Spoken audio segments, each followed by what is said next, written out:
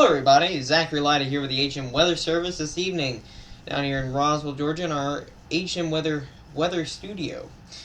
So we got a lot of things to talk about today, including a special guest, Joe Sullivan, but we'll get to him in just a little while. Let's start off with our local forecast. Well, right now it's pretty cloudy outside, 70 degrees. I'm reading 69 exactly where I am, but the National Weather Service is saying 70, so we'll go with 70. Mostly cloudy this evening, a low of 59.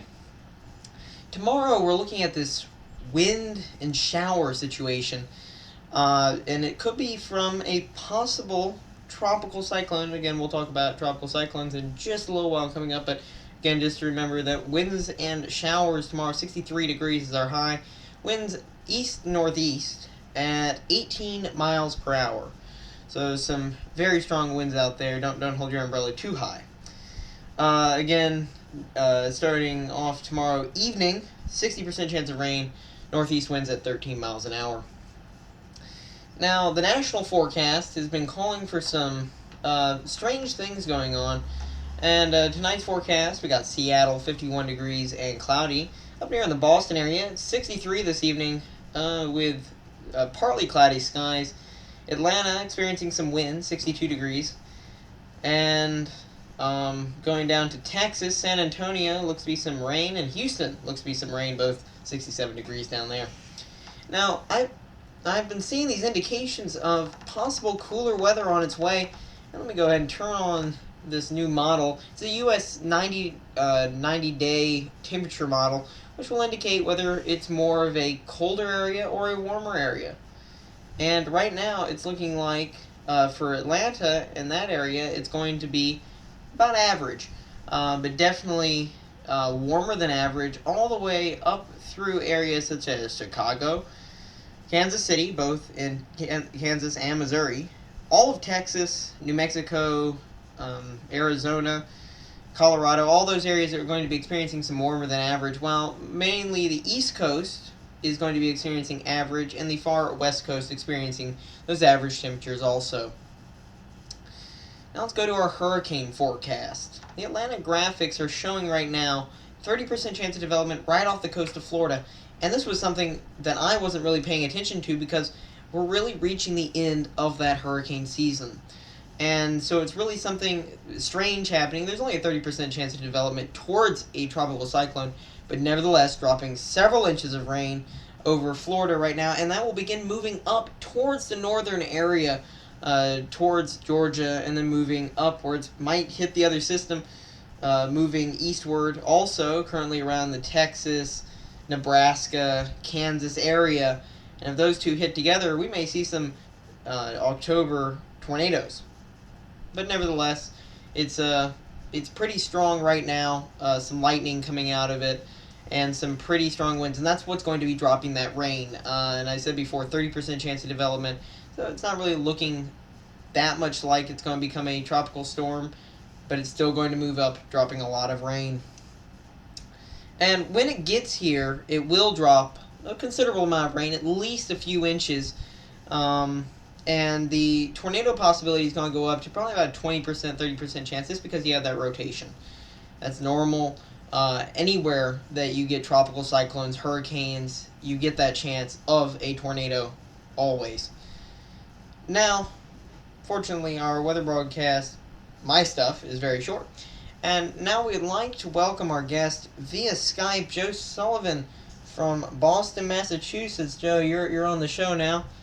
I heard that you're going to be talking about some space weather today. Good evening. The space weather is weather that comes from the sun that interacts with the Earth's magnetic field, causing aurorae and other satellite problems. The current conditions are the solar wind is at a speed of 344 kilometers a second, or for those who don't know, it is converted to 215 miles per second, with a density of 5.7 protons per centimeter cubed. Most powerful X-ray solar flare in the past 6 hours was a B6 rated at 1950 UT at October 9th, 2011. The 24-hour max was a Class C1 flare at 1327 UT, October 9th, 2011. The daily sun consists of only 61 sunspots, with only 4 major sunspots on the Earth's side facing side of the sun, with a new one coming over the sun's eastern limb. Current spotless days is only 2 days in 2011, with current spotless days of 0. The radio sun is 10.7 centimeter flux at 118 SFU, and this number actually coincides with the amount of sunspots that form.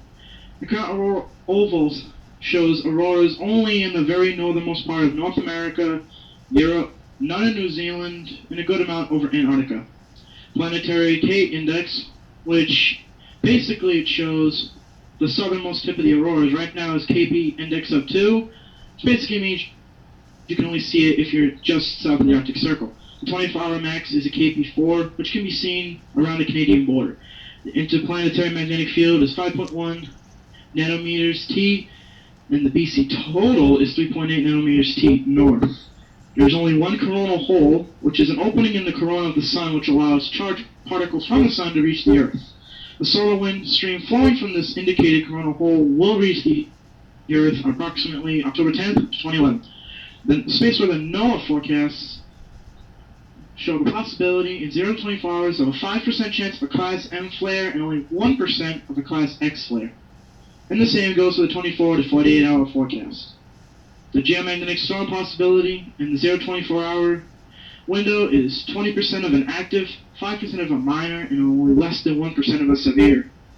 And is likewise for the 24 to 48 hour forecast. In the mid-latitudes, in the high latitudes, is a 25% chance in the next 0 to 24 hours of an active storm. Minor is only 10%, and severe is less than 1%. Active storms in 24 to 48 hours is 20%, minor is in 24 to 48 hours is 5%, and likewise for severe. And we actually today have a Draconid meteor shower. According to the worldwide observers reporting to the International Meteor Organization, there was an outburst of the meteors on October 8th. Preliminary accounts suggest a peak rate of 660 meteors per hour at 4:10 Eastern Standard Time or 2010 UTC. Most are not visible and they're extremely faint, but some over Sweden, Norway, Belgium, the Czech Republic, Oslo, the United Kingdom, Wiltshire, and other parts of the United Kingdom can see pretty bright ones.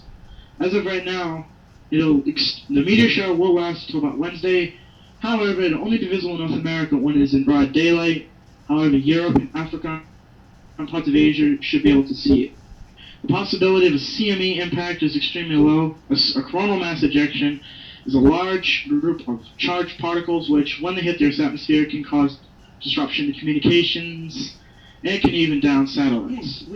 As of right now, there is nothing more to report except that there is a near-Earth asteroid that on October 17th will approach within the orbit of the Moon at 0.9 lunar distance, which is a little bit less than 186,000 miles.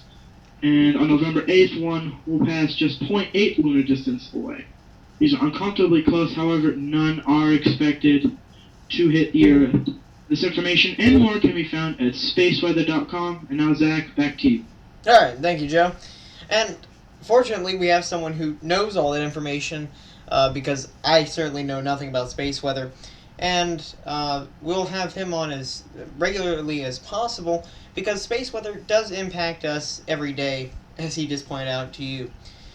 So that is all that we have for our Ancient Weather broadcast this evening. You are always welcome to ask me questions at any point. And remember, all that information that Joe just gave you comes from www.spaceweather.com.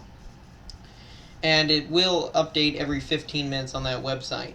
And also, if you have any questions for Joe, you can go ahead and go to that contact page on our website, www.zachweather.com.